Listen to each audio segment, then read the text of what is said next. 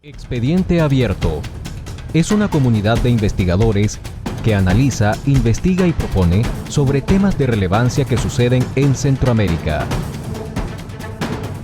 Expedienteabierto.org. Pensando en una Centroamérica mejor. Expediente Abierto es una comunidad de investigadores que analiza, investiga y propone sobre temas de relevancia que suceden en Centroamérica. Expedienteabierto.org. Pensando en una Centroamérica mejor. Expediente Abierto es una comunidad de investigadores.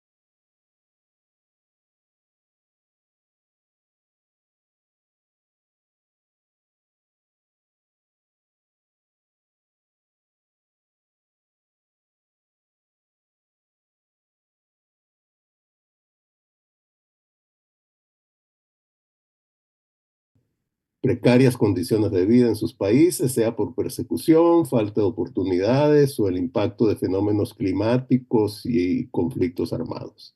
De estos dramas, de estas tragedias o ilusiones, se aprovechan personas, organizaciones y gobiernos inescrupulosos con agendas que trascienden el fenómeno migratorio. Entre ellos están regímenes autoritarios, casi siempre fallidos, redes de delincuencia transnacional, políticos oportunistas y mercaderes en busca de réditos fáciles, que casi siempre actúan en coordinación. La geografía de este fenómeno es muy amplia, pero el propósito de este diálogo es analizar particularmente cómo se desarrolla en nuestro hemisferio, aunque sin descuidar sus dimensiones globales. El abordaje estará a cargo de tres conocedores de la materia que lo asumirán desde distintas perspectivas. Ahora tengo el gusto de presentarlos a continuación en el orden en que intervendrán de manera inicial.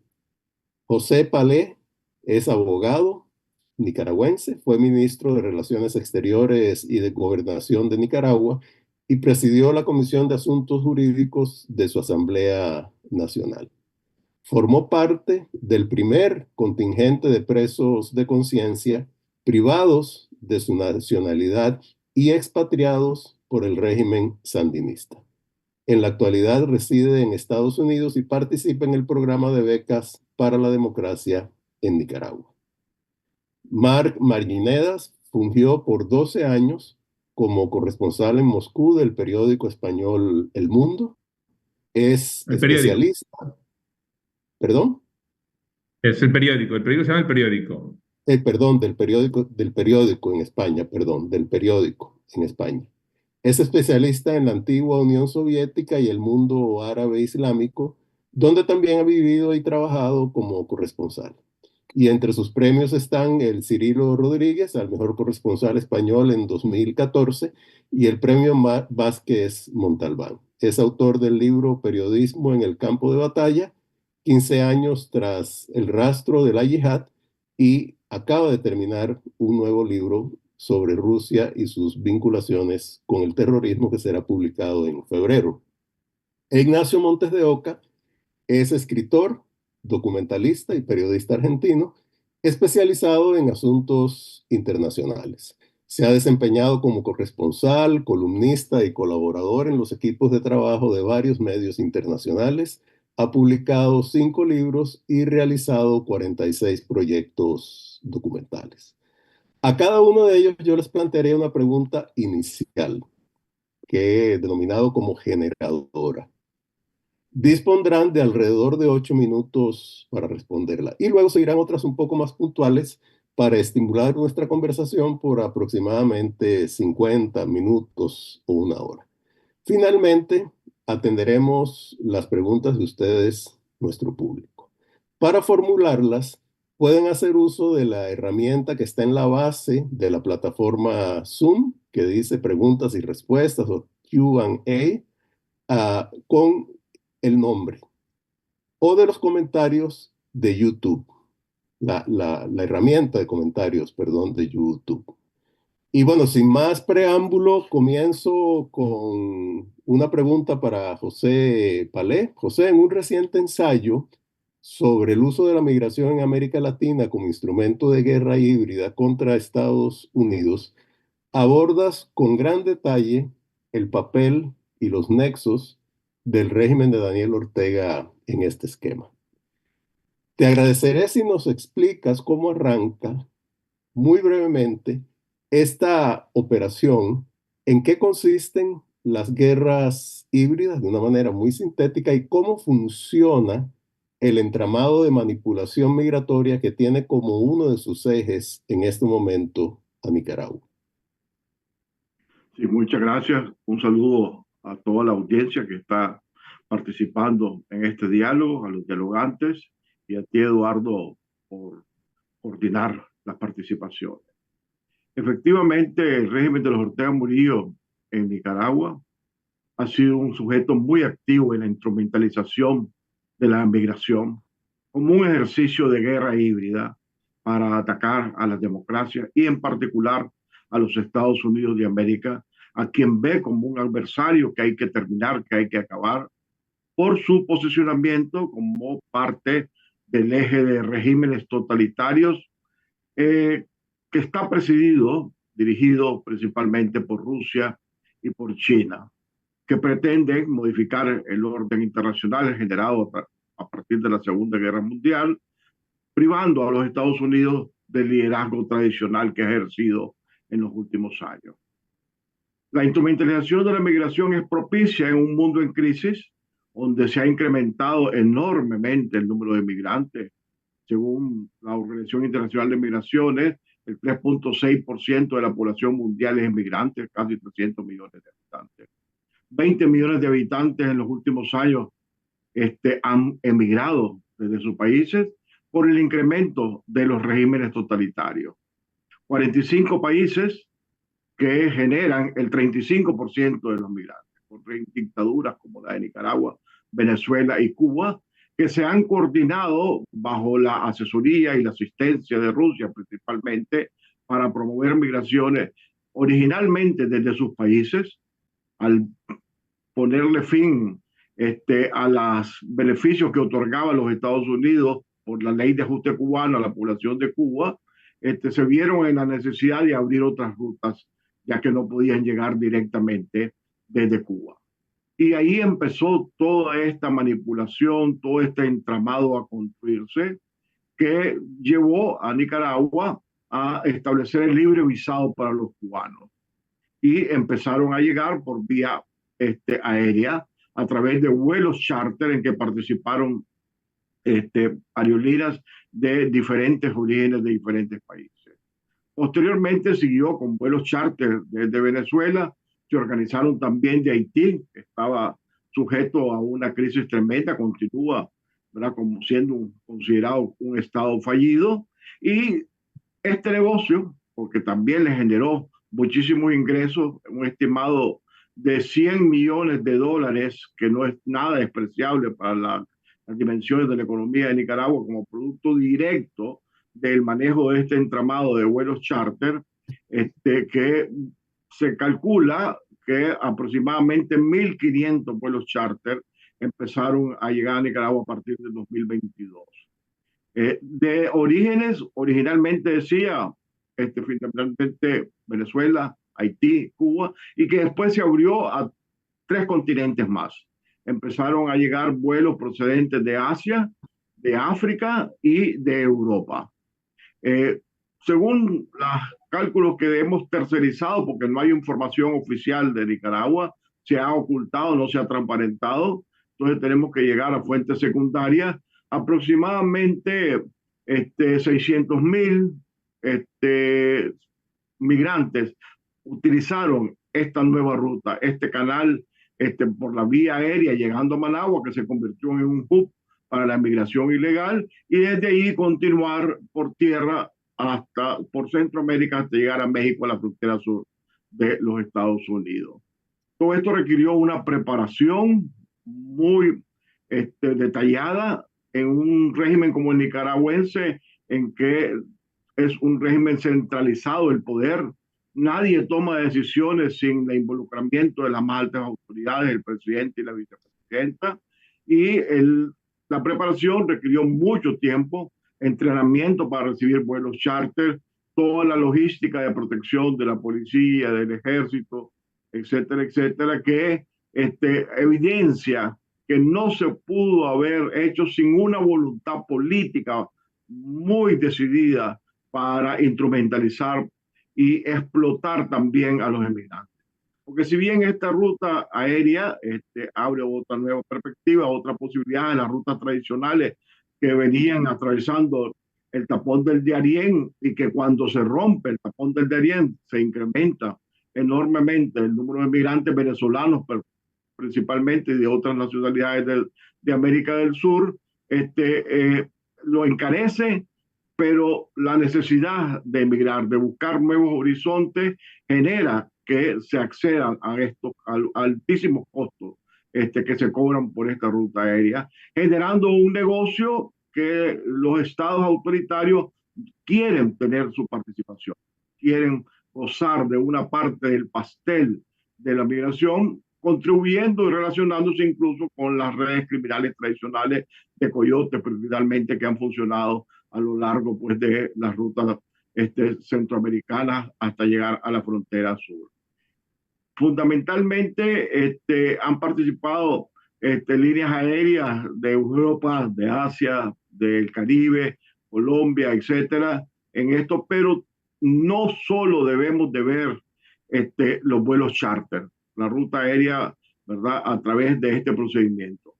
Nicaragua ha introducido y preparado las condiciones para convertirse en el hub de la migración ilegal a través de diferentes procedimientos, no solo el libre visado para los cubanos y para suscribiendo el libre visado para otros países de África y Asia fundamentalmente, sino que ha establecido lo que podemos llamar un libre visado universal a través de procedimientos alternativos. La tarjeta de turismo o un permiso especial, un salvaconducto para circular por el país, los cuales no necesitan ni siquiera a través de una tramitación previa. Cualquier ciudadano del mundo puede llegar a Managua y desde ahí pagar o la tarjeta de turismo o el permiso, que es una multa que equivale a 150 o $200, y con esto continuar hasta el norte. Entonces esto ha facilitado que las líneas aéreas regulares que tocan Managua y que recogen pasajeros principalmente en Europa, sean un canal mucho mayor, con mayor dimensión que los migrantes que han usado los vuelos charter. Aproximadamente 200,000 personas han usado estas rutas aéreas especiales de vuelos charter, pero más de 300,000, 400 y pico mil, se estima que han utilizado las líneas aéreas regulares. Se ha hablado mucho de los vuelos charter, por el caso que tú referías, ¿verdad? Que fue detenido en Francia, vuelos desde Libia recientemente, los últimos, pero se habla muy poco de ese enorme flujo organizado a través de las líneas aéreas regulares, que a través de escalas van llegando hasta Managua, donde continúan a pie. Esta es una forma más de explotación a los migrantes, que no facilita la migración y que más bien entra en competencia con el flujo tradicional normal de los latinoamericanos que han por años emigrado hacia los Estados Unidos.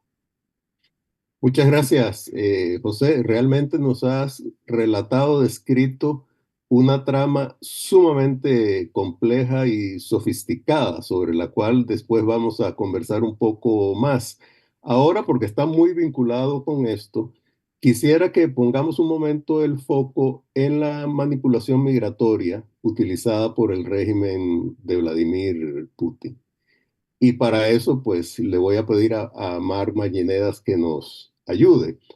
Esta manipulación resultó particularmente manifiesta en el 2021, cuando su aliado, el dictador de Bielorrusia, Alexander Lukashenko, impulsó oleadas de migrantes del Oriente Próximo hacia Polonia y Lituania, con un efecto desestabilizador en esos países, pero que impactó a toda Europa. Mi pregunta, Mark, es si crees que ahora Rusia está siguiendo una estrategia similar en nuestro hemisferio, precisamente gracias a su enorme influencia en Nicaragua. Bueno, muchas gracias a Expediente Público por dar una oportunidad de explicar y de denunciar lo que en el periódico hemos averiguado acerca de la migración ilegal en Nicaragua. Y muchas gracias, Eduardo, por llevar a cabo este programa y saludos a toda la audiencia. Y bueno, yo un poco corroboro absolutamente todo lo que... Yo estuve recientemente en un viaje en México, estuve y visitando albergues donde habían refugiados que podían ser ya sea de Asia, de Oriente Próximo o de Nicaragua, y entonces pues todo lo que dijo el señor José Paláez lo corroboro totalmente, ¿no? Me consta además que hay una ruta que incluso ya vincula directamente al régimen nicaragüense con el tráfico, este tráfico humano, que es las lanchas guardacosteras que traen, según me reveló un emigrante nicaragüense que le contó un compañero suyo de la India cuando él huía hacia el norte, me explicó que pagaban alrededor de $600 por un viaje desde la República Dominicana hasta el puerto de Bluefields, ¿no? Él, eh, él me contó también que bueno, que además y que iban acompañados de policías de Nicaragua y que eran lanchas costeras patrulleras de la propia guardia costera nicaragüense. También gracias a la posición nicaragüense conseguí fotografías de un punto de concentración en Ocotal, donde había letras chinas, era para migrantes chinos. Ocotal está muy cerca ya de la frontera con Honduras, y entonces digamos que ahí se reunían. Esa fotografía se ve el puesto vacío con letras chinas, y luego un poco más tarde pues se ve lleno de gente que está esperando a ser guiado hacia su próximo destino, que era Honduras. Con lo cual, digamos que la vinculación del régimen es totalmente es evidente, ¿no? El régimen de Nicaragua para mí precisamente tiene muchísimas similitudes con el régimen de Bielorrusia, ¿no? Otro grandísimo aliado de la Rusia de Putin. Es un régimen dinástico. Es decir, nosotros sabemos que Lukashenko, el presidente Alexander Lukashenko, está esperando, o sea, a la hora de suceder, evidentemente, cuando tenga que ceder el poder, está pensando en su propio hijo, ¿no? En Nicaragua, pues vemos que, pues bueno, pues que vemos que es un matrimonio que rige los gobiernos, los destinos del país. Una familia, además, que ha acaparado fundamentalmente los recursos, ¿no? Es decir, estos gobiernos supuestamente de izquierdas que apoya a la Rusia de Putin, al final se convierten en gobiernos, digamos, en regímenes dinásticos, donde existe una familia o un entramado familiar, como en la Siria de Bashar al-Assad, que controla el país y que luego, pues digamos que coopta una serie de gente, y el resto de la población, pues su única opción es precisamente emigrar, ¿no? Nosotros en el año 2021, en el otoño del año 2021, de repente empezamos a notar en la Unión Europea un incremento del flujo de emigrantes de Oriente Próximo, concretamente desde Irak y desde Afganistán, pasando por Bielorrusia hacia Polonia y hacia Lituania, ¿no? Entonces, fue incrementado a partir del verano y estalló literalmente en otoño, ¿no? Yo diría que en otoño ya sería en los meses de octubre, cuando ya hacía muchísimo frío en esa zona, pues fueron verdaderas oleadas. Veíamos, o sea, por los, en los vídeos que nos hacía llegar la posición bielorrusa a los periodistas, veíamos que eran verdaderamente una auténtica marea humana, ¿no? Y entonces, bueno, fueron además, o sea, pusieron en peligro y pusieron, digamos, y sobre todo lo que crearon fue un problema enorme en una Unión Europea donde el tema de la inmigración es un tema fundamental, es muy divisorio. En la Unión Europea, eso se basa en el consenso, y la fuerza de la Unión Europea radica, y la fuerza para hacer frente a potencias agresivas como Putin radica en el consenso. El tema de la inmigración es un tema tremendamente divisivo, en el cual que separa no solo a gobiernos, países entre sí, sino también puede separar a fuerzas políticas, ¿no? Con una izquierda mucho más tolerante, mucho más abierta a aceptar migrantes, y una derecha que digamos que prefiere y es un tema que prefiere, pues, cerrar, digamos, poner los mayores obstáculos posibles. Y eso, fundamentalmente, nos preguntamos por qué sucede esto, qué es lo que está pasando, qué pasa, qué pasa. La respuesta, fundamentalmente, para nosotros vino en pocos meses después, ¿no? Desgraciadamente, ¿no? Nos dimos cuenta, evidentemente, el dictador Alexander Lukashenko, una operación así, sin el visto bueno de Putin, no lo puede hacer, aunque no tenemos evidencia, sí, es algo que hay de cajón, o sea, un señor, y entonces, fundamentalmente, Lukashenko debe su existencia política a Putin. Si no hubiera sido por Putin, probablemente en el verano de 2020 él habría perdido el poder, tras unas elecciones en las cuales hubo una masiva falsificación, y entonces nos dimos cuenta de que en realidad ese movimiento era un movimiento de intentar sembrar la discordia en la Unión Europea de cara a lo que iba a suceder después, que era la guerra en Ucrania, ¿no? Es decir, para Putin, Putin, en el momento de lanzar la guerra en Ucrania, asumió varias ideas falsas, una de las cuales era que Ucrania no presentaría resistencia, otra que la minoría rusófona de Ucrania no está dispuesta, recibiría con los brazos abiertos a los rusos. Todo eso eran falacias, pero una de ellas era fundamentalmente el contaba con la desunión y con la falta de respuesta y con las diferencias entre la Unión Europea, lo que impediría tener una respuesta firme. Eso no ha sido así. El movimiento, o sea, ese movimiento no llegó a generar grandes diferencias, y verdaderamente Putin, al momento en el cual inició la invasión de Ucrania, se encontró con una Unión Europea bastante unida, mucho más de lo esperable, que aprobaron una serie de paquetes de sanciones totalmente, digamos, impensables, ¿no? Y que incluso probablemente esa respuesta tan firme le llegó a provocar, pues eso, les llegó a sorprender, ¿no? Aquí en América Latina, ¿qué es lo que está buscando? Yo creo que busca, a mí me parece difícil pensar que solo Nicaragua haya podido pensar una manipulación así.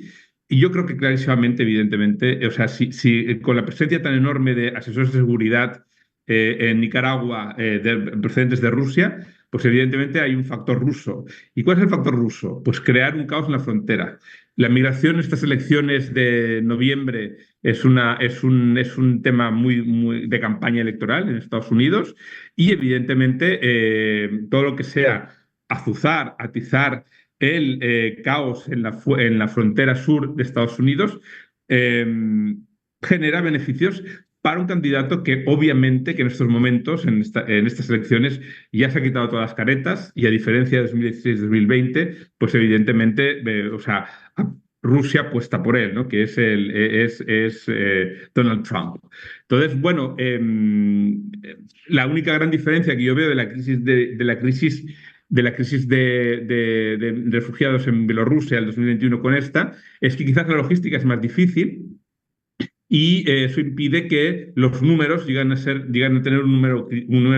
lleguen a ser tan importantes como para provocar un caos en el país y un colapso en el país, ¿no? Entonces, he visto también que el Departamento de Estado ha reaccionado. Esos vuelos charter las compañías charter han sido amenazadas de sanciones, y aunque los vuelos no se han eliminado, y sin embargo quien ha tomado el relevo es la venezolana Conviasa, con aviones de gran tamaño, pues ahí sigue existiendo, ¿no? Ese flujo, y eso que en el fondo no deja de ser un tráfico de seres humanos. Un último apunte que quiero decir, es decir, recuerdo que durante la crisis migratoria del año 2021 en Europa, una gran parte de la prensa que intentó responsabilizar al gobierno polaco, ¿no? Un gobierno que, bueno, pues está gobernado por partidos de la extrema derecha y entonces, pues, ellos consiguieron que la izquierda viera que el problema no era el régimen de Bielorrusia que estaba vendiendo visados, haciéndose rico con este tráfico de seres humanos, sino precisamente el país receptor, Polonia. Y ahí voy a dejar mi introducción. Muchas gracias, muchísimas gracias, Mark. Ahora, pues para terminar esta como ronda inicial de preguntas, me quiero dirigir a Ignacio. Ignacio, al analizar los flujos migratorios de manera, digamos, integral, como tú has hecho, resulta evidente que los principales países de origen de esos flujos son aquellos con crisis políticas, crisis económicas, crisis sociales agudas. En nuestro hemisferio, los casos más notorios son Venezuela, Cuba, Nicaragua y Haití, y en menor medida, pues Ecuador, Honduras, El Salvador y Guatemala. Quiere esto decir, y me gustaría si podrías como reflexionar un poco al respecto, que mientras prevalezcan tales crisis, será prácticamente inevitable que continúen tanto los flujos migratorios como su manipulación, o si habrá posibilidades de aplicar estrategias de contención eficaces y que a la vez sean respetuosas de los migrantes. Bueno, antes que nada, muchas gracias por la invitación y gracias a la audiencia y a quienes me acompañan. La respuesta es un poco más compleja porque, si bien es cierto, los mayores flujos obedecen a países con sistemas políticos fallidos y economías igual de fallidas. No hace falta hacer demasiadas vueltas. Venezuela expulsó de su sistema 7,7 millones de personas sobre 28 millones de habitantes que tiene. Cuba expulsó a 1,4 millones y tiene 10 millones de habitantes la isla. Nicaragua, 1,7 millones y tiene 7 millones de habitantes. Estamos siempre hablando de más del 10% de la población, o en el caso de Venezuela un poco menos, pero la cifra es inmensa. Es tan grande la cifra que supera a los refugiados y a los expulsados por la guerra en Ucrania, a los refugiados expulsados por la guerra en Siria, y la guerra en Siria empezó en el 2011, y a los de Afganistán, 2.400.000 exiliados. Estamos hablando de cifras inmensas, pero ¿cuál es el verdadero motivo? No solamente está en la crisis doméstica, y acá voy a unir lo que estuve escuchando con otros motivos. Les conviene, además de ser una herramienta de política exterior, les conviene a los gobiernos la migración, porque para muchos parecía ser vergonzante que se te vaya la ciudadanía. Pero si uno profundiza un poco más, está hablando de un negocio para los gobiernos de 155.000 millones de dólares anuales. Este es uno de los tantos negocios, porque ya lo describieron algunos. 155.000 millones de dólares son las remesas que se giran a los países de Latinoamérica y el Caribe. Y para que vean de qué montos hablamos, México es el segundo receptor de remesas del mundo después de la India. Recibió, y voy a dar cifras de 2023 del Banco Mundial, 66.200 millones de dólares. En segundo lugar, Guatemala. Guatemala recibió 20.000 millones de dólares. Y estamos hablando de el 19,6% de su PBI. República Dominicana, 10.660 millones. Estamos hablando entonces de el 8,9% de su PBI. Y la cifra sigue: Colombia 10.000 millones, Honduras 9.000 millones. Y este es un caso particular porque es el 27,3% de su PBI. A ver si entendemos lo que estamos diciendo. De su PBI, casi un tercio depende de las remesas. Es muchísimo dinero. ¿Qué gobierno se vería seducido por este ingreso de dinero tan grande? Honduras, perdón, El Salvador, 8.200 millones, el 24,7% de su PBI. Nicaragua, 26,8% de su PBI con 4.700 millones. Y las cifras siguen. Cito solamente el caso de Venezuela, que está recibiendo entre 3.750 millones o 2.500, depende de la medición y si tomamos los criptos o no, y es un 4,5% de su PBI. Es el segundo ingreso que recibe, el segundo ingreso más grande después del petróleo, para que se den una idea de lo que estamos hablando. Y Cuba, sabemos que Cuba, después del turismo, como no exporta nada, recibe las remesas, que bueno, en el 2019 eran de 3.700 millones, ahora cayeron a 1.972, y esto tiene una explicación. No es que cayó el valor, cayó la cantidad de dólares, pero como el gobierno cubano, la dictadura cubana, toma esas divisas y las transforma en pesos cubanos, muchos exiliados lo que decidieron es enviar mercaderías. Entonces, es mejor mandarles el arroz que sale $1 que mandarles $1 y que no puedan comprar ese kilo de arroz porque no les alcanza.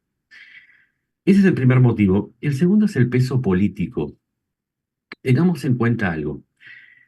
Recién nombraron las elecciones en Estados Unidos. El voto latino superó al voto afroamericano y ahora representa el 14% de los votos. Y no solamente eso, es el principal indicador después del voto blanco en algunos estados clave. Son esos estados que tienen la mayor cantidad de delegados y por lo tanto son los que definen las elecciones, como en California, New York, Arizona, Texas y Florida.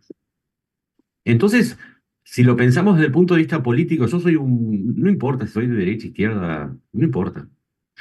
Si mi población va a sentarse en un país y va a tener peso en las decisiones o en los compromisos electorales, entonces, además de remesas, voy a recibir una influencia en la política exterior de ese país. Para que se den una idea, hay algunas cifras que los pueden dejar más en claro. El voto del origen hispano. Puede debatirse mucho en México acerca de cuál va a ser la postura de uno u otro candidato, pero si se tiene en cuenta que en el voto hispano el 59% es de familias provenientes de México, se tiene una idea hasta qué punto esa migración favorece cualquier negociación que vaya a hacer Sheinbaum con quien gane, sea Trump o sea Kamala Harris. Y ahí se van a negociar, aparte de ser el principal socio externo de Estados Unidos en este momento, superando a China, se va a negociar también sobre esa base electoral, porque cada 2 años hay elecciones. Y entonces las migraciones también tienen un efecto político a la hora de obtener concesiones. Ni hablar, por ejemplo, del peso que tiene el lobby cubano en el estado de Florida. Entonces se va a seguir produciendo. Y además habría que agregar algunas cuestiones. No solamente se va a seguir produciendo, sino que entre los motivos también, además de la crisis económica, está el huir de la violencia. Hay una violencia que tiene que ver con el narcotráfico, el delito organizado. Y como Estados Unidos no está prestando atención, Trump ya avisó que no es una prioridad para su gobierno en la región. Y al menos el gobierno demócrata tampoco pareciera estar demostrando demasiado ímpetu para intervenir en las cuestiones de la región. Entonces, yo no veo que vaya a haber una acción decisiva de parte de Estados Unidos. Y tengamos en cuenta algo más, ahí esto también es igual de importante. Hablamos mucho de Estados Unidos, pero Estados Unidos recibió 680.000 venezolanos de los 7,7 millones. Las migraciones son un fenómeno que afectan a toda la región. Porque de esos millones de venezolanos, Hay 2.4 millones en Colombia, 2.4 millones de personas. Es una cifra inmensa. Hay 1,5 millones en Perú y las cifras son iguales. A ver, para que se entienda, estamos hablando de, en Chile, 500,000 de venezolanos, en Brasil una cantidad similar, en Ecuador hay también 447,000, estamos cerca. En México hay 112,000. Está bien, en Argentina 164,000, pero en la sumatoria, gran parte de las migraciones son intrarregionales y no solamente a Estados Unidos. Entonces, esto me conduce a dos advertencias. La primera, atención, porque la xenofobia es otro efecto de las migraciones. Y no por una cuestión altruista, no es que nos preocupe que Trump diga que los haitianos se comen gatos y que los venezolanos pertenecen todos al tren de Aragua. No es ese el problema. El problema es más fáctico. El problema es que también pueden condicionar las relaciones entre los países. Recordemos la guerra del fútbol. ¿Ustedes se acuerdan de la guerra del fútbol? No Ujú. empezó por un partido de fútbol, empezó por un problema migratorio entre los dos países. Y porque las migraciones pueden deteriorar las relaciones entre dos países, como por ejemplo entre Chile y Venezuela, cuando un comando del Tren de Aragua, obedeciendo las órdenes de el chavismo, asesinó al disidente Ronald Ojeda en febrero de este año. Entonces pueden conducir a tensiones y a otra tensión más que aparte de la xenofobia, que es en sí un fenómeno grave y que se registra con las migraciones. También, recién dijimos el tren de Aragua, también con las migraciones se está produciendo el trasvasamiento o la repetición de aquella crisis de los Marielitos de 1981, cuando hay países, cuando Cuba se deshizo de 3.800 presos, que él decía que eran presos políticos, pero que entre ellos se deshizo de los peores criminales que tenía la isla. Entonces están trasplantando también criminalidad. El tren de Aragua es otro ejemplo. En Colombia se detectó la acción del tren de Aragua entre los disidentes venezolanos que operaban en Colombia, con delaciones, actuando como espías y no solamente como sicarios. Y también en la complicidad que describían recién José y Eduardo, también en esa complicidad hay funcionarios que se prestan y se montan en las migraciones para hacer negocios con el crimen transnacional. Tres datos, porque ya sé que me extendí demasiado. El tren de Aragua está utilizando la ruta de las islas de San Andrés, luego pasa por Nicaragua, todo esto con la connivencia de los funcionarios, para cobrarle entre 1.200 y 9.000 dólares a cada migrante venezolano o colombiano que quiera llegar a los Estados Unidos o quiera llegar a México para después seguir camino por tierra. Los cárteles mexicanos, Jalisco Nueva Generación, Sinaloa, el cártel de Juárez, les cobran un peaje de 1.200 dólares para pasar por su territorio e ir hacia Estados Unidos, o entre 9.000 y 20.000 dólares para llevarlos y meterlos dentro de Estados Unidos, o los interceptan y les cobran 10.000 dólares de extorsión para que sigan su camino. Y entonces las migraciones también están alentando al crimen organizado. Entonces tenemos un fenómeno muy complejo que va a seguir porque tiene motivos para los gobiernos, porque está lubricado con mucho dinero y porque es funcional a un sistema y tiene unas consecuencias gravísimas. Bueno, esos son los disparadores y no, en realidad no me habían dejado mucho espacio, salvo que llenar con cifras los conceptos que casi los cubrieron todos los tópicos los anteriores exponentes. Muchas gracias, Ignacio. Nada más le quiero recordar a quienes nos están viendo que pueden hacer sus preguntas, ya sea mediante la herramienta de preguntas y respuestas que está en la plataforma Zoom o el chat de YouTube, para quienes nos están viendo ahí. Y en este momento les quería consultar, José, Marc, Ignacio, tú también, si tienen algún comentario sobre lo que los otros participantes en el diálogo han dicho o seguimos con algunas preguntas adicionales. Si Eh, no yo- tienen, entonces, sí, perdón, adelante, Mark. bueno, yo tengo una pregunta aquí de Luis Galeano. No Ah, sé, ¿le sí, puedo responder? Sí. pero Venga. Eh, yo creo que si pregunta si ha sido suficiente la imposición de sanciones por parte de líneas aéreas que se han prestado el negocio de la migración internacional. Eh, yo creo que no.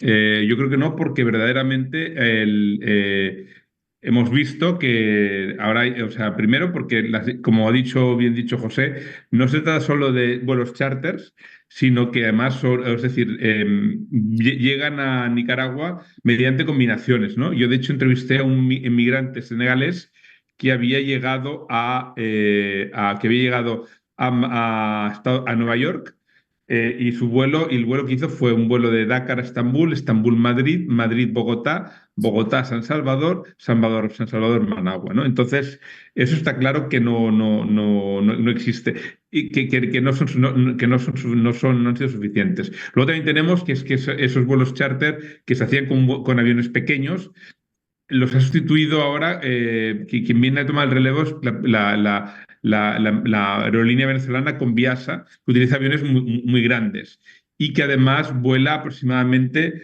como, yo creo que una vez cada 2 días entre La Habana entre La Habana y Managua. Entonces, no, luego además hemos tenido el caso de un gran avión de una compañía aérea libia que voló desde un aeropuerto libio recientemente a Managua directamente, ¿no?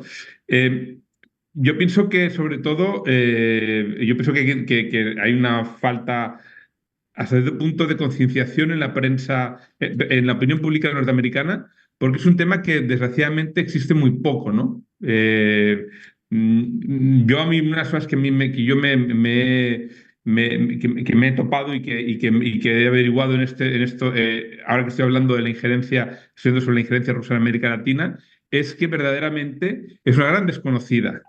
Y me sorprende incluso que la prensa norteamericana esté prestando mucha menos atención de la que yo creo que debería prestarle, ¿no? La injerencia además no solo se produce en Nicaragua, donde hay miles de asesores de seguridad despegados, donde sabemos que Rusia despegó francotiradores para reprimir las protestas en el año 2018, sino que se están produciendo, por ejemplo, en México, ¿no? De una forma clarísima, eh, pues incluso en los últimos movimientos políticos que permitieron un cambio constitucional en el modo de elección de la judicatura, de los jueces, ¿no? Sabemos que los dos senadores que impulsaron esa reforma en el Senado son gente que tiene vínculos con Rusia, ¿no? Yo creo que sobre todo es importantísimo que haya una mayor concienciación y sobre todo concienciación por parte de la opinión pública que importe, que puede eventualmente ejercer una presión sobre su gobierno, que en este caso creo que es la norteamericana. Pero, si Gracias. me Sí, puedo perdón, agregar adelante, algo Ignacio. a lo que está diciendo. Vamos a un dato concreto. Cuando se desarticularon 3 redes de propaganda rusa, y todas ellas tienen que ver con la migración, y una en particular, la última operación tiene que ver con América Latina. Cuando se hace esta operación Tenet, por el portal Tenet, en donde se descubre que se habían dado 10 millones de dólares a influencers norteamericanos para que tengan puntos favorables a Rusia, también se detectó que estaban allí para lanzar mensajes clave. Uno de los mensajes claves, que era tratar de generar un enfrentamiento en la sociedad norteamericana, tenía que ver precisamente con la migración. Y era justamente insertar y reforzar el mensaje de MAGA, de los republicanos de Trump, respecto a que la migración era una amenaza y tenía todos efectos negativos. La segunda operación, la Doppelganger, que tenía que ver con la sustitución de páginas verdaderas por páginas falsas, de allí su nombre, reforzó esta idea porque destapó un tercer escalón que era algo así como la vieja América, la vieja buena América, en donde específicamente se daba indicaciones a los agentes, y estamos hablando de 2.900 agentes, entre los que están los que operan en América Latina, que todavía no sabemos sus nombres, pero que sabemos que son cientos. Estamos hablando de cientos de personas a sueldo de Rusia, introduciendo la cuestión de la migración como un factor de distorsión de la realidad, pero también de enfrentamiento, no solamente de América con Estados Unidos, sino de enfrentamiento interno de Estados Unidos. Entonces, muchas veces cuando hablamos de las migraciones, también estamos sometidos a la propaganda de Rusia, que puede tener pésimos tanques, que las torres pueden volar 500 metros en el aire, sus tropas pueden morir de a miles por ineficiencia, pero si hay algo que Rusia hace muy bien, es diseñar y llevar adelante campañas de propaganda. Entonces, muchas veces cuando hablamos de migración, tenemos como sonido de fondo la distorsión de una propaganda que está muy activa y que claramente nos quiere impulsar a un enfrentamiento entre las naciones y dentro de las naciones, no solamente en Estados Unidos. Cuando sepamos los nombres de quiénes son esos agentes, insisto, 2.800 o 2.900, en este momento no recuerdo la cifra, pero no importa, no es importante, es muchísima gente operando en nuestra región. Y uno de los andariveles principales son las migraciones. Sin duda, cuando Ahora, hablamos de la instrumentalización de la migración, pues hablamos de uno de los tantos elementos de las llamadas guerras híbridas, de lo cual, por cierto, pues ha escrito José. Entonces, bueno, vi que querías intervenir, José, pero de todos modos te iba a plantear una pregunta que no sé si lo hago de una vez. Y es algo que yo me pregunto, y estoy seguro que muchos de nosotros nos preguntamos, es ¿cómo será posible conciliar las necesidades de quienes intentan migrar por razones genuinas, que son seres humanos, con las estrategias para evitar su instrumentalización como arma política? No sé si sobre eso podrías darnos algunas ideas, José, pero cualquier otra cosa que quisieras decir ahora, que ibas a intervenir, con todo gusto. y gracias. Si tú comparas el entramado que se creó por Rusia y Bielorrusia para el ataque híbrido contra la Unión Europea, con el diseño que se hizo en Nicaragua con la participación de Cuba y Venezuela, y desde luego con la asesoría rusa indispensable y el apoyo ruso para afinar todas las rutas y todas las coordinaciones, ves que hay una exactitud. Libre visado, vuelos charter, facilidades, apoyo del ejército, apoyo de la policía. Es decir, se replicó o se está replicando en América el modelo de guerra híbrida desarrollado contra la Unión Europea en el continente europeo. Y la participación de Rusia con su presencia muy fuerte en Nicaragua, en que Ortega ha suscrito una alianza estratégica con Rusia y con China, así lo han definido, y han expresado muy claramente que es para permitir que Rusia pueda tener una presencia en la región, pueda proyectarse en la región, pueda desarrollar sus intereses en América y de cara a su principal adversario, desde luego en el continente, que es los Estados Unidos. En relación a tu pregunta, yo creo que es muy importante. La necesidad de emigrar va a seguir existiendo mientras haya condiciones que empujen a la gente a salir de sus países. Dictaduras tan crueles como la que estamos viviendo en Venezuela, Cuba y Nicaragua son un principal detonante. La migración no se detiene con medidas de política interior. Es una realidad que solo puede enfrentarse con una política exterior apropiada que promueva la democracia para que la gente no se vea compelida a salir. ¿Y cuál es la forma de enfrentarlo? Contemporizando las necesidades de la gente con las medidas de los países receptores. Pues lógicamente es la migración legal. Dar mecanismos de migración legal que permita ubicar el debate, porque ¿qué es lo que se pretende también con toda la campaña que viene acompañada con la promoción de la instrumentalización? Toda una campaña de manejo, de manipulación de información. Es que la migración es mala, que la migración perjudica a los países receptores y se desvía de la discusión de la ventaja que da la migración en cuanto a transmisión e incorporación de talento, por ejemplo, en cuanto a inversión. El PIB de los Estados Unidos, la participación de los hispanoamericanos en el PIB norteamericano es muy importante, y el crecimiento del PIB norteamericano está fundado en muchas medidas por esa participación de las pequeñas empresas de quienes se han trasladado a los Estados Unidos. Entonces, medidas que faciliten la migración legal van a poder ponerle coto a esta instrumentalización de los regímenes autoritarios con el apoyo y la dirección de Rusia, y van a permitir también controlar el crimen organizado que está inmerso y feliz llevándose la mayor parte del pastel de la migración, explotando a los inmigrantes. Muchas gracias, José. Hay un tema que a mí me interesaría que exploremos un poquitito más, y es cuáles son los aliados, los beneficiarios en países democráticos, como puede ser Estados Unidos o como pueden ser varios de los países de Europa, de esas tensiones que se crean en algunos casos de manera natural, pero en otros de manera muy artificial, mediante propaganda y desinformación alrededor de la migración.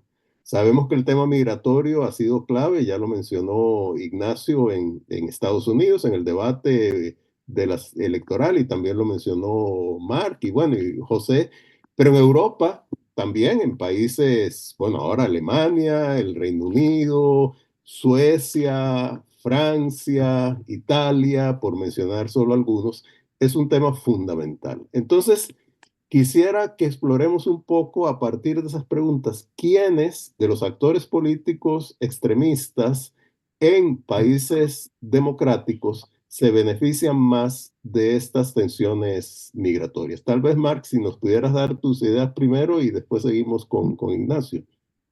A ver, yo pienso que bueno, evidentemente el primer beneficiario a primera vista son las fuerzas de políticas de extrema derecha, ¿no? Que articulan un discurso xenófobo contrario a la migración, ¿no?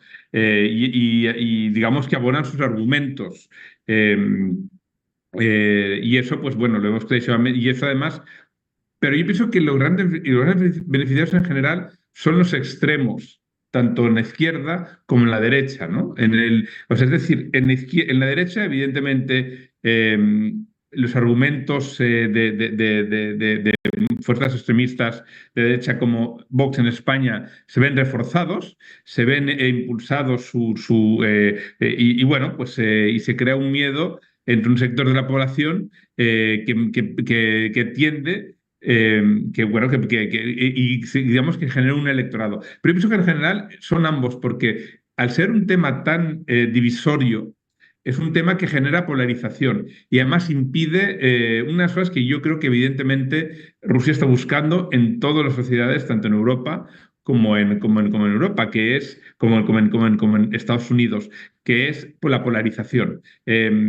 Rusia hoy en día no se apoya, no es un país ideológico, no es un país que busque, a diferencia de la Unión Soviética, que solo pueda crear, digamos, complicidades con un sector ideológico. No. Rusia ha sido capaz de establecer en España concretamente complicidades no solo con la extrema derecha, sino con la extrema izquierda, incluso con el independentismo catalán, ¿no? Entonces, de lo que se trata fundamentalmente es de estirar por una parte por otra, porque si crece Vox en España, rápidamente, es decir, o sea, el Partido Popular, que es el partido conservador de centro derecha de siempre, se va a sentir obligado a seguir una serie de políticas anti-migración. Y eso va a generar un miedo a la ultraderecha que va a ser utilizado por fuerzas políticas de ultraizquierda y que va a estirar, digamos, y que va. Entonces, fundamentalmente el problema que tenemos en estos momentos en Europa, y yo creo que es un problema generalizado, del cual no es solo responsable Rusia, pero yo creo que hay un porcentaje importante de responsabilidad de ellos, es la polarización, ¿no? Y la polarización surge a partir del momento en el cual es imposible hallar consensos.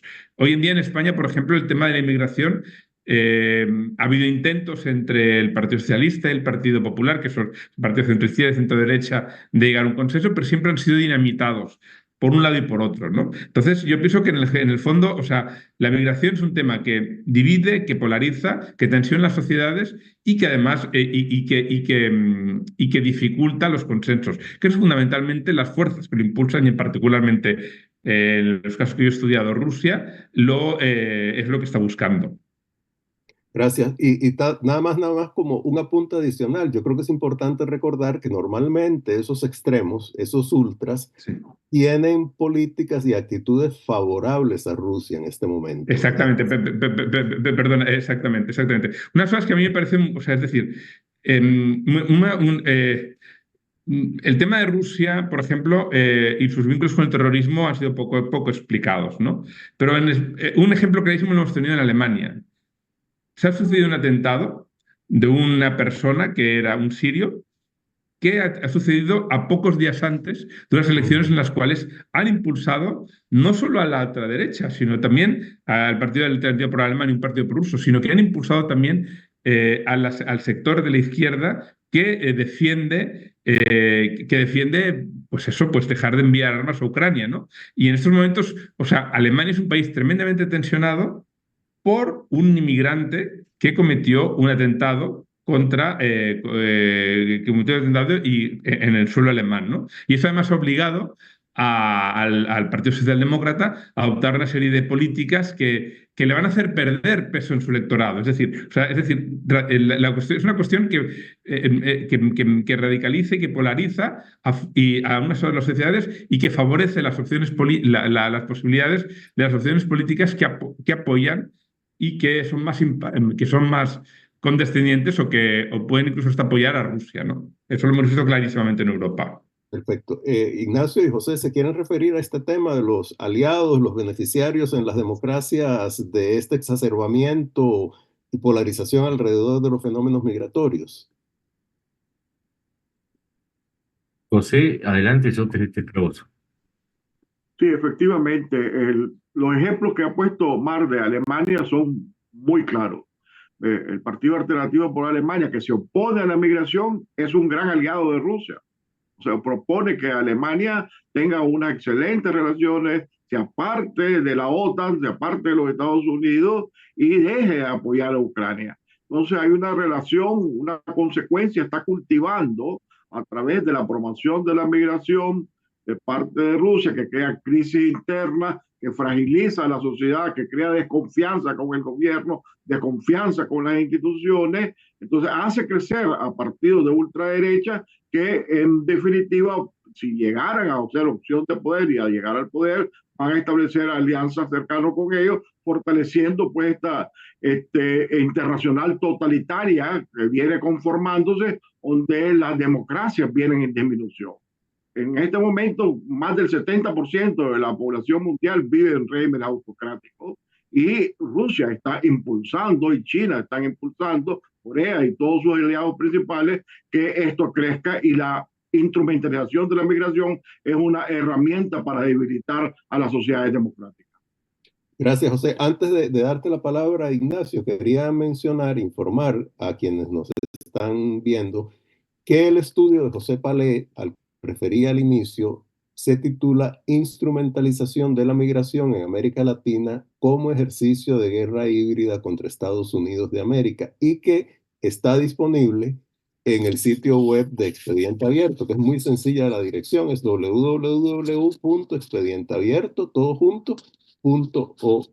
Nada más para que lo tengan ahí, lo apunten y lo puedan bajar y leer. Adelante, Ignacio. No, iba primero a marcar una paradoja, que Rusia está incitando el debate sobre la migración, pero es un país que tiene restricciones enormes para los migrantes y últimamente a los que llegan los mandan directamente a las trincheras en Ucrania antes que conceder la ciudadanía o como condición. Son esas enormes paradojas que tienen los países autoritarios.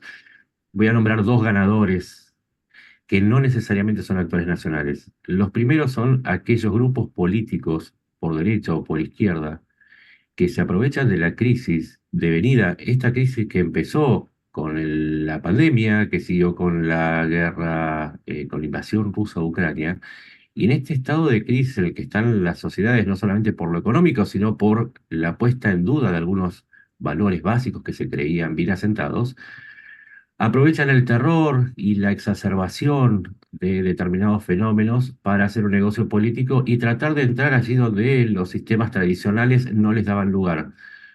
Voy a dar un par de ejemplos. En Gran Bretaña había un candidato que ya directamente pedía la deportación de cuanta persona no tuviera acento británico y no tomara el té a las 5 o'clock. Perdió. Ojo con eso. Ganó en Holanda el que proponía lo mismo, pero ganó las parlamentarias con el 30% de los votos y no pudo hacer ninguna reforma.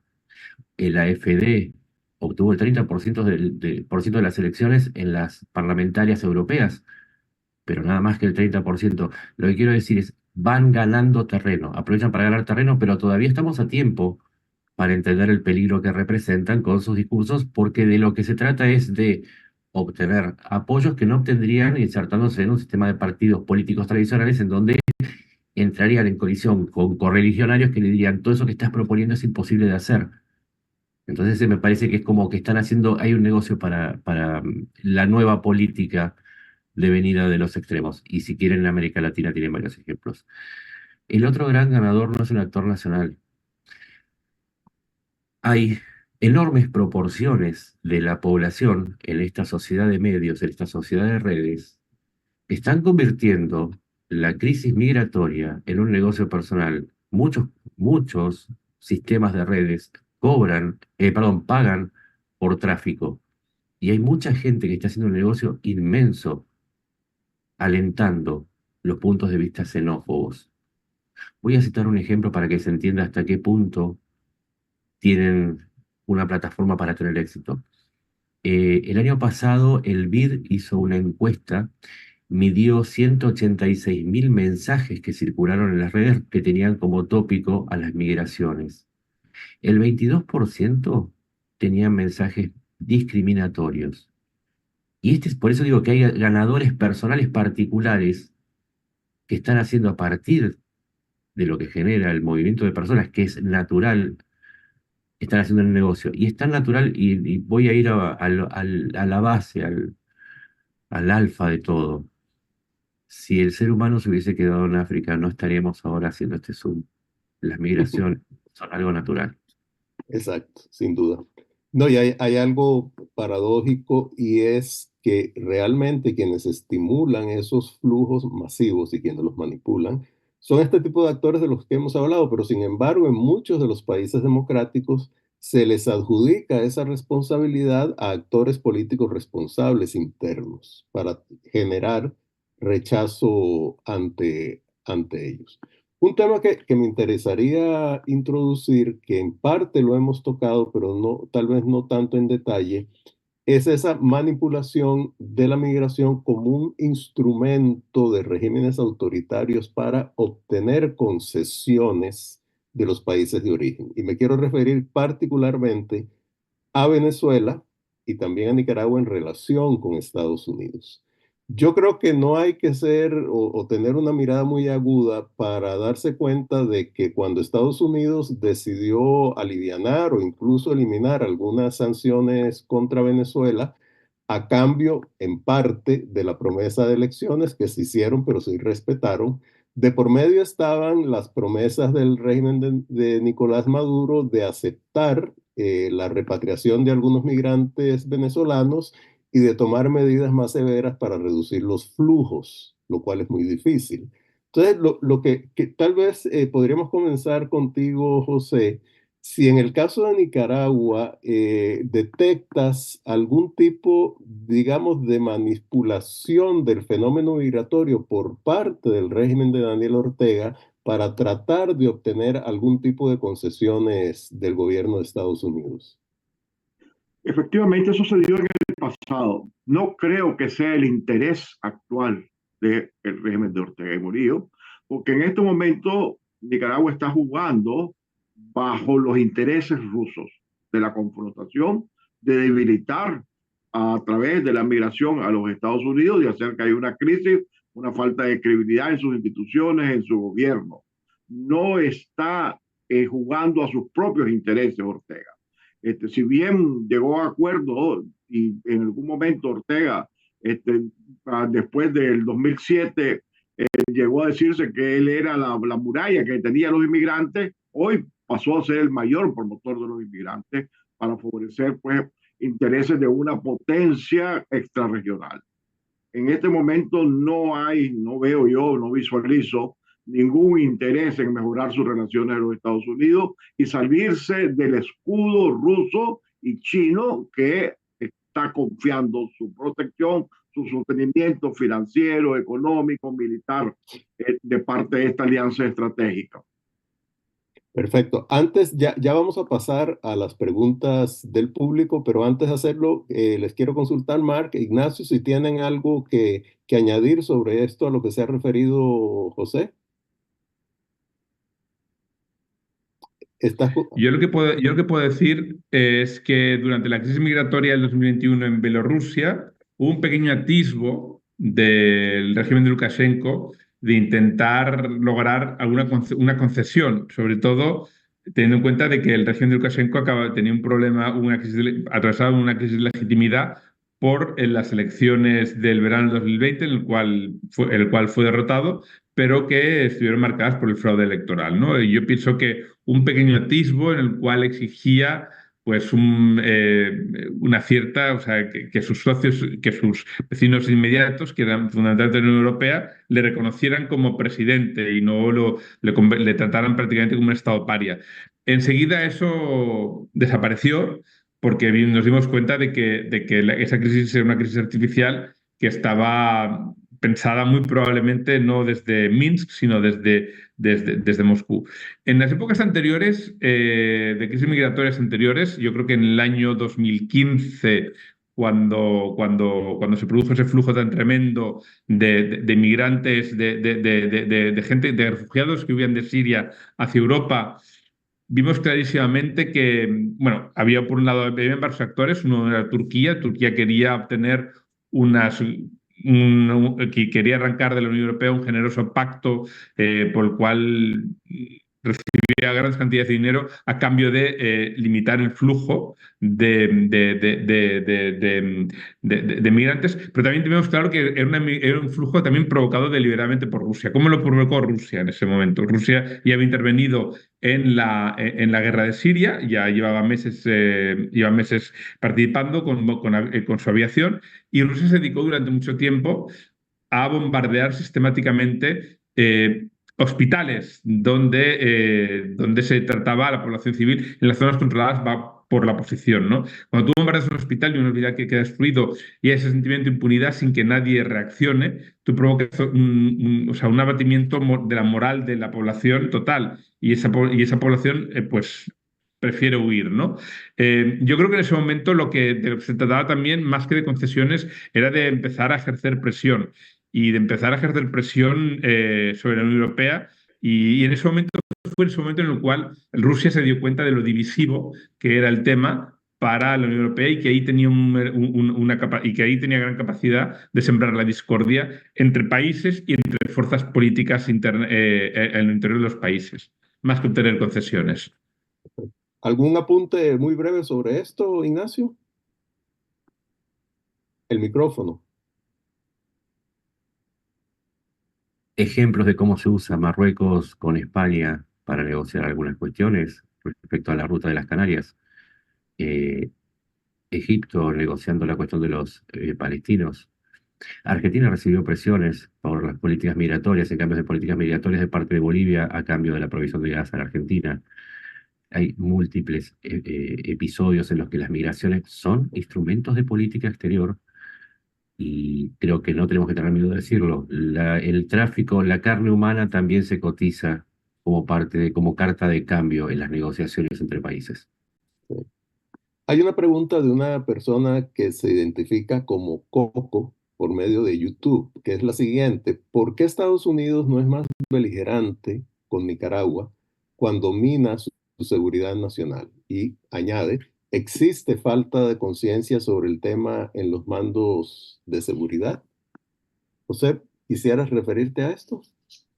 Yo creo que es importante conocer que los Estados Unidos, miembro de la OTAN ha analizado a fondo la instrumentalización de la migración como un ejercicio de guerra híbrida, la ha declarado como una amenaza, ha establecido en su doctrina cuáles son los mecanismos de defensa, cómo se debe actuar, la gravedad de esta situación, Pero pareciera que la OTAN solo funciona para los Estados Unidos en Europa, no en América. Creo que no hay conciencia todavía en los hacedores de política norteamericana de ver que esta confrontación de Rusia, de China a través de la migración no es un problema europeo, es un problema que le está afectando a los Estados Unidos y es parte de una estrategia que permite que se libre incluso la guerra en los propios Estados Unidos, polarizando la sociedad y entre los miembros de esta comunidad. Perfecto. Yo quería hacer un Sí, adelante, un Ignacio. comentario de esto. Yo, Perdón, Eric, sí, después Ignacio. No, adelante, adelante. Mark, adelante. Vale. No, dale. Yo creo que, bueno, había un dato nada más de la falta de conciencia y de la falta de conciencia que tiene Estados Unidos a la hora digamos, de responder a este fenómeno, ¿no? En septiembre de 2023, Estados Unidos afirmó con orgullo que es el principal socio comercial de Nicaragua, ¿no? Es decir, Estados Unidos establece vínculos comerciales con un país que está deliberadamente, que no solo que está intentando mermar su estabilidad, sino que además acoge y llega a pactos con un país que se ha declarado su enemigo, ¿no? Como es Rusia, ¿no? Entonces, o sea, allí yo pienso que existe una muy poca concienciación. Yo personalmente, como periodista, insisto, me siento relativamente solo a la hora de explicar esto, ¿no? Y de explicar la conexión con Rusia, porque veo que tanto en España poco y en Estados Unidos prácticamente nada, nadie ha analizado el fenómeno de la migración de Nicaragua, teniendo en cuenta que allí hay un país como Rusia que lo está empujando desde fuera, ¿no? Entonces, o sea, es decir, o sea, por un lado, o sea, está estableciendo una privilegiada relación comercial que beneficia fundamentalmente y que permite la continuidad del régimen de Daniel Ortega, un régimen que en el fondo está haciendo todo lo posible y está dedicando los recursos que obtiene de tu privilegiada relación comercial para mermar tu estabilidad política. Entonces yo pienso que ahí en Washington hay bastante trabajo que hacer a la hora de concienciar cuál es el problema y el origen y las consecuencias. Perfecto. Ignacio, querías decir algo tú. Los datos.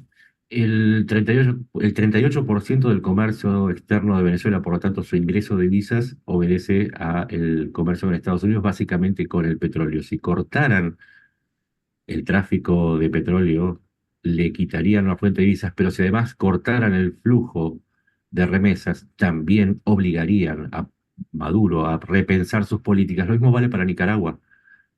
La política de remesas es un instrumento que no se está usando y esto tiene mucho que ver con la época electoral. Se especula demasiado con no afectar a los actores o a los donantes o a las colonias de migrantes de determinados países, y las épocas electorales son una peste cuando se trata de temas importantes y lo estamos viendo de nuevo. Es una anomalía. Habrá que esperar a ver quién gana en noviembre y en noviembre tendremos que ver qué es lo que finalmente hace, porque si no hacen nada, de 50 millones de extranjeros viviendo en Estados Unidos van a pasar a 60, 70 antes de que se den cuenta y no los van a deportar. Una cosita más, Trump dijo que va a deportar a todos los inmigrantes. 50 millones, se te va a hacer un poco difícil. Sí, exacto.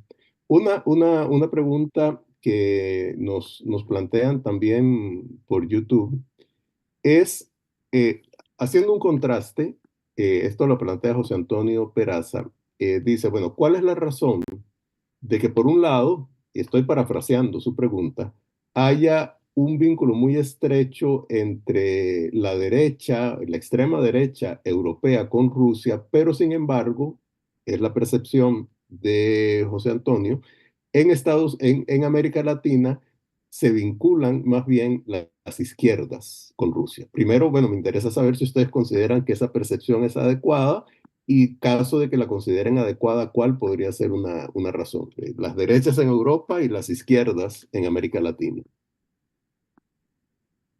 Ignacio, que te veo con... Dos cosas. La teoría de la herradura. Los extremos se acercan mucho más de lo que está con el centro. Digamos, la extrema izquierda se une a la idea del antiimperialismo que tiene como objetivo clásico Occidente y los Estados Unidos, con lo cual siempre va a coincidir con una derecha nacionalista que ve en el liberalismo y en el progresismo un enemigo para ese mundo conservador al cual sitúan como un ideal. Pero acá entra otra cuestión y que tiene que ver con las migraciones.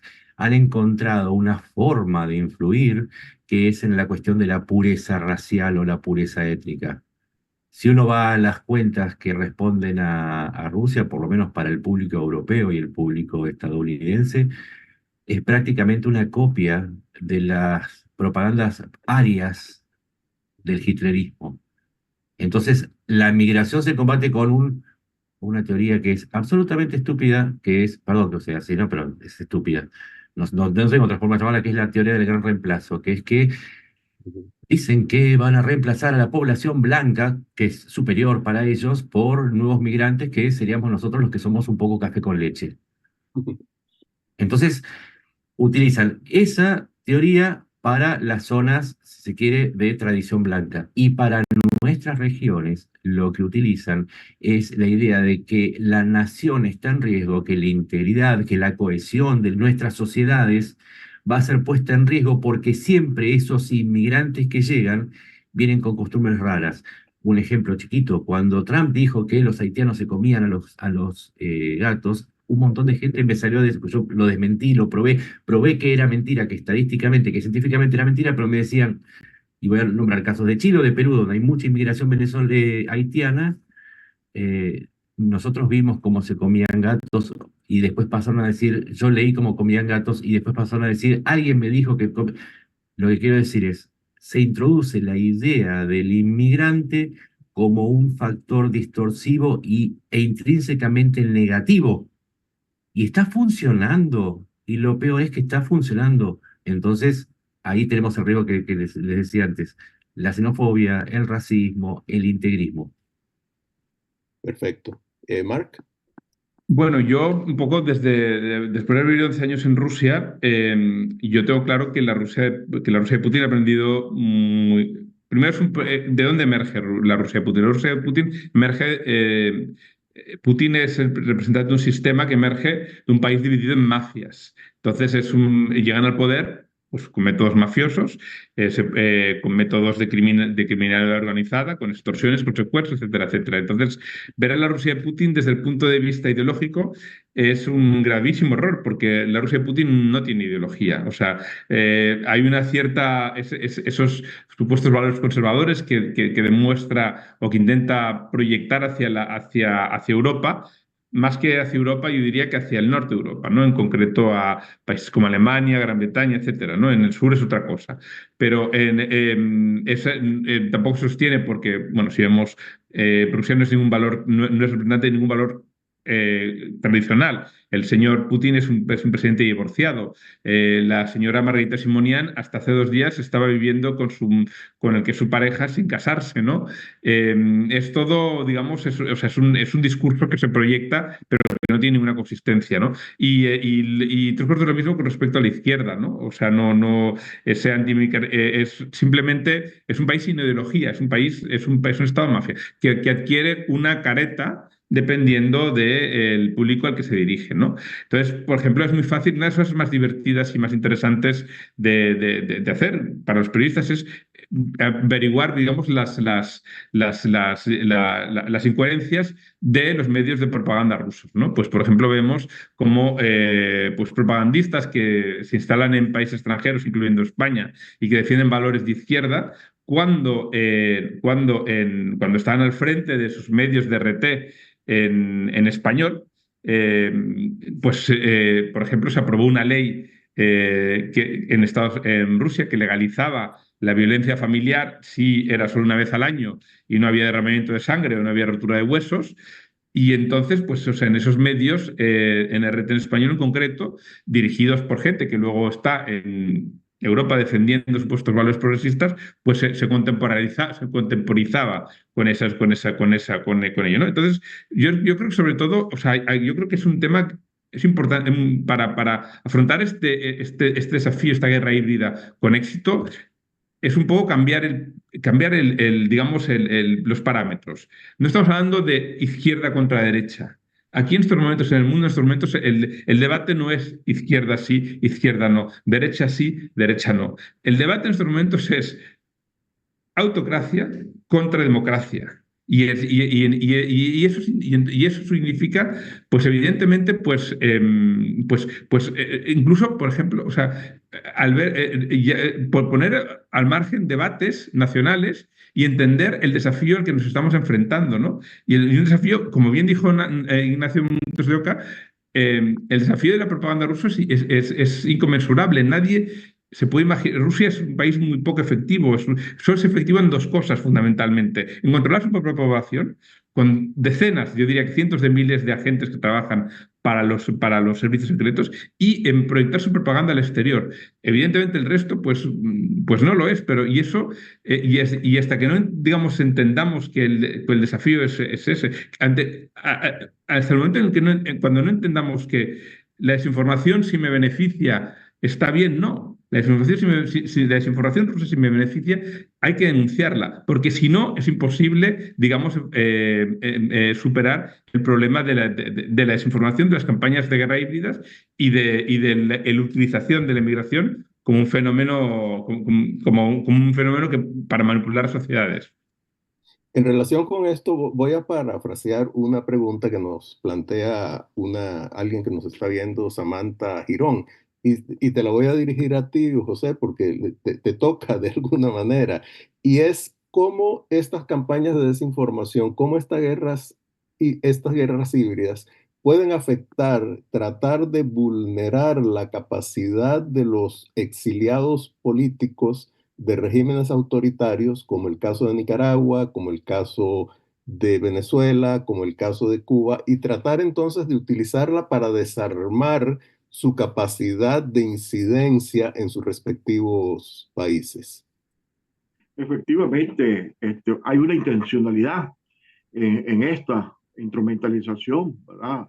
A polarizar las sociedades donde hemos sido recibidos, en generar sentimientos de xenofobia, de rechazo, de repudio a toda voz migrante y a desautorizar cualquier mensaje que los migrantes quieran transmitir, incluso cuando sea un mensaje en beneficio de la sociedad donde estamos viviendo, que es la falta de democracia, la falta de respeto a los derechos humanos, los fracasos económicos de sistemas que no han sabido jugar bajo las reglas del mercado, las causantes de la migración. Y que hay que corregir esas causas profundas. Y que no es un problema de frontera, de muros, es un problema de curar donde se está generando la problemática. Y estamos claros también que los regímenes totalitarios se fortalecen, se ayudan. Hay todo un traspaso de modelos legales para controlar a la población, para restringir los derechos. Si tú analizas las legislaciones de Cuba, Venezuela y Rusia, ves una identidad, cómo vienen avanzando en ese sentido, e incluso pues en la persecución transnacional. Ya los migrantes, los exiliados, los desnacionalizados, los expatriados, quieren ser perseguidos por los regímenes autoritarios allá donde nos encontramos a través de estos mecanismos de persecución transnacional, y un ambiente contrario a la migración, contrario a la presencia de extranjeros en los países, favorece ese objetivo del brazo largo de los regímenes autoritarios.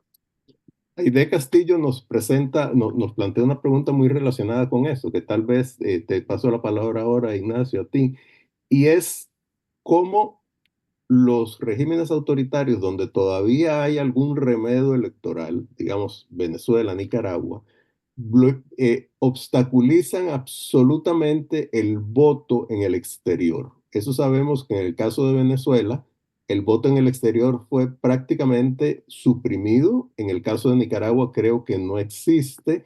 Incluso es un tipo de gobierno muy diferente, pero en las últimas elecciones que hubo en México, el voto en el exterior también se vio bastante dificultado. Entonces, tal vez si tomamos en cuenta esto, Ignacio, en aquello a lo que te ibas a referir, y ya creo que esta sería la última pregunta porque estamos acercándonos al término del tiempo que se nos había otorgado. Tienes el micrófono apagado, Ignacio.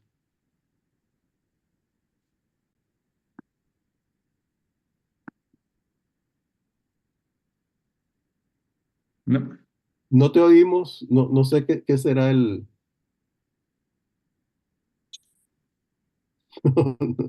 No se oye. no.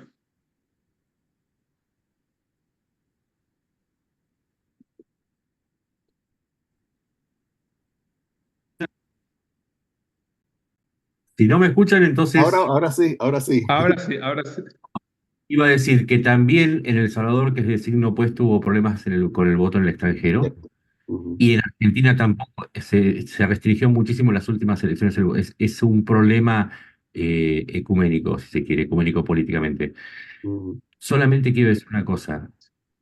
Nuestros países, cuando la tasa de natalidad está por debajo del 2,1, empieza a faltar gente. Quizás la migración está siendo mal presentada, está siendo presentada con problema, cuando en realidad es una bendición.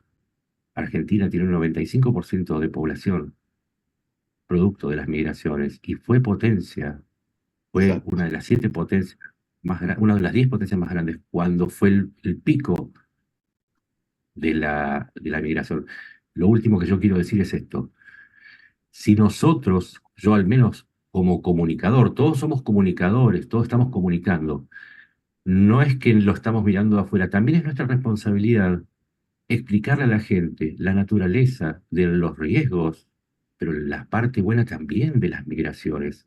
Algo se puede hacer, no nos quedemos en lo teórico, tenemos que comunicar, tenemos que informar a la gente qué es lo que hay detrás de los debates para tratar de explicar hasta qué punto hay amenazas y hasta qué punto hay oportunidades, porque los países, excepto el Sahel, todos los países se están vaciando de gente. La migración va a ser uno de los tesoros del futuro. Tratemos de explicarlo, tratemos de que la gente lo entienda para evitar la xenofobia, el racismo y todos los fenómenos que justamente los países autoritarios están utilizando para dividirlos como sociedades. Eso es lo último que podría decir. Perfecto, muchas gracias. Nada más les quería anunciar, ahora que estuvimos hablando de las tácticas para suprimir la capacidad de movilización, de incidencia de los exiliados y los migrantes políticos, que uno de nuestros próximos diálogos va a ser precisamente sobre la represión extraterritorial por parte de regímenes autoritarios. José, Marc, si tienen algún comentario, por favor, muy, muy breve, un cierre, ojalá que no pase de un minuto para ya concluir la actividad.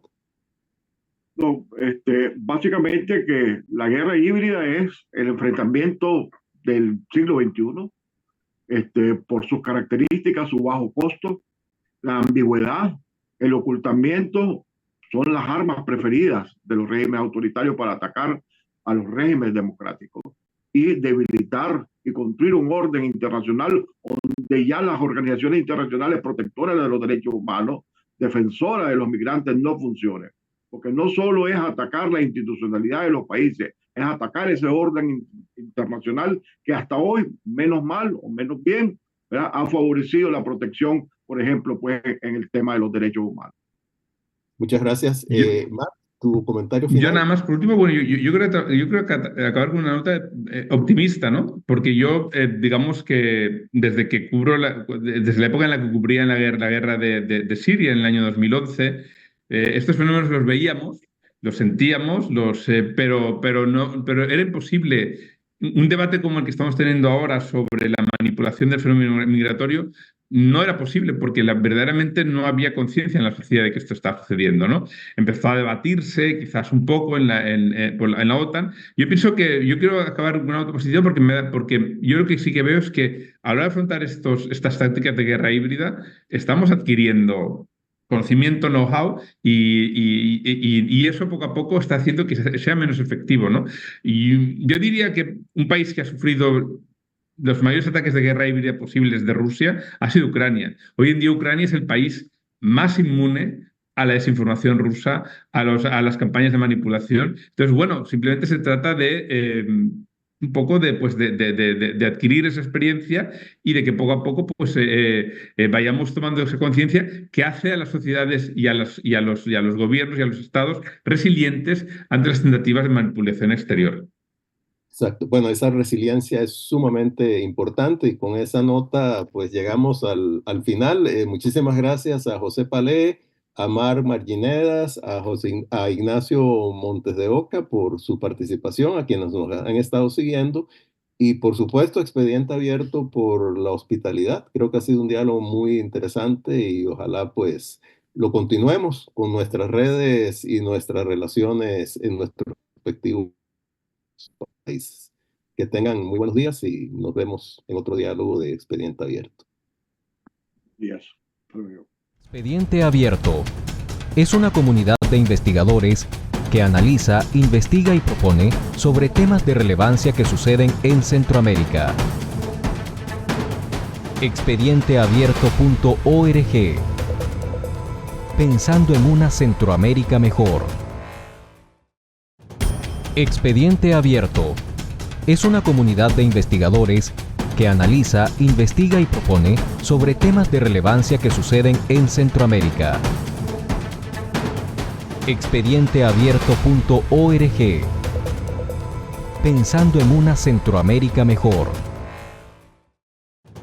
Expediente Abierto es una comunidad de investigadores que analiza,